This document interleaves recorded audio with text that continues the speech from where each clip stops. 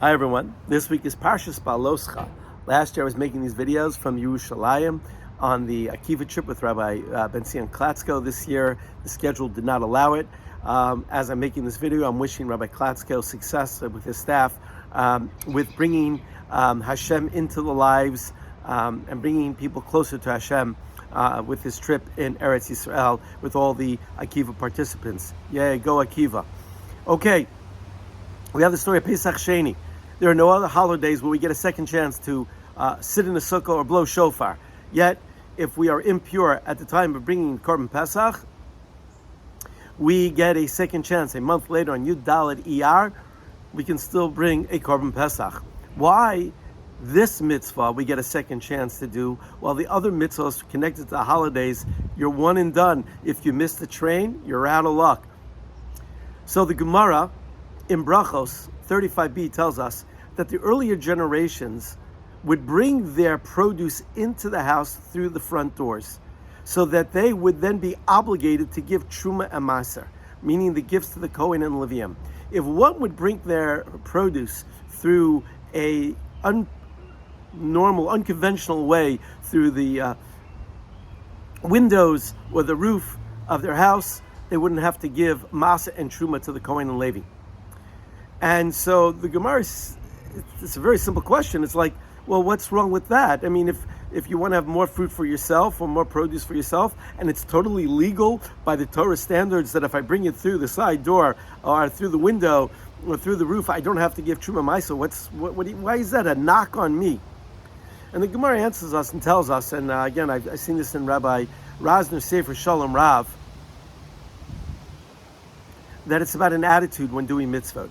Yeah, we all can do mitzvot, but there's an extra dimension of what is our attitude. The Jews who were in the Midbar during that first year, they felt that we're missing out. We want to participate in this mitzvah. And because of that attitude of saying, look, it's circumstances beyond our control. Is there anything you can do for us, Moshe? And Moshe says, wait, let me check it out. And he speaks to the Creator above and says, yep, you can do Pesach Sheni. And I think it's about a Pesach Sheni Jew attitude. We all have opportunities every single day to do a mitzvah, whether it's tzedakah, davening, whatever comes your way. And it could be an attitude of, okay, I'll do it because that's how I was brought up, or that's my, my thing. But there's also about the attitude. Am I doing it the best way possible? Do I have the best motivation? Am I bringing a passion? Am I bringing a fire to the implementation of such a mitzvah? I can speak from personal experience because I do try to challenge myself. During COVID, I had a sofer come and check our mezuzot, and some of them were not the best. And I said, give me the best. He says, are you sure? They're really expensive. And I just said, look, if I'm going to do this, I'm doing it right. And sure enough, we took all the good mitzvahs, and I have to say that our house has been totally blessed by that several years ago. I mean, probably other reasons as well. Today I've been playing, I have a Yetzer Hara, I have a lot of Yetzer Haras, but one of my Yetzer Haras, I've always wanted a pair of small boxed tefillin. Meaning I want a smaller size, so when I travel back and forth from Eretz Yisrael, it should just be a little easier. And I've been playing. I saw a friend of mine who just had a pair, and they look so beautiful, and he said, why don't you treat yourself?